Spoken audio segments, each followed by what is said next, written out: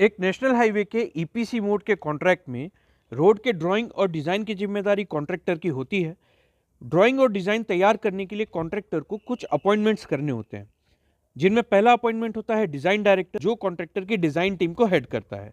Design director जो drawings ready करेगा, उन ड्राइंग्स को चेक करने के लिए कॉन्ट्रैक्टर को एक प्रूफ कंसल्टेंट का अपॉइंटमेंट भी करना होता है। प्रूफ कंसल्टेंट एक क्वालिफाइड और एक्सपीरियंस्ड डिज़ाइन कंसल्टेंसी फर्म होती है। प्रूफ कंसल्टेंट के अपॉइंटमेंट के लिए कॉन्ट्रैक्टर एक प्रूफ कंसल्टेंट फर्म और उस फर्म के दो की पर्सन्स, एक हाईवे इंजीनियर और एक स्ट्रक्चर इंजीनियर, इनका अप्रूवल कॉन्ट्रैक्टर को अथॉरिटी से लेना होता है। इसका प्रोसेस ऐसा होता है कि कॉन्ट्रैक्टर एक प्रपोजल सबमिट करता है अथॉरिटी को, जिसमें 3 फर्म्स का वो ऑप्शन देता है कि ये 3 फर्म्स हैं जिन्हें मैं अपने प्रोजेक्ट में as a proof consultant appoint करना चाहता हूं। अथॉरिटी चाहे तो उन तीनों में से किसी एक फर्म को अपॉइंट कर सकती है या रीजंस के साथ उस पैनल को रिजेक्ट कर सकती है।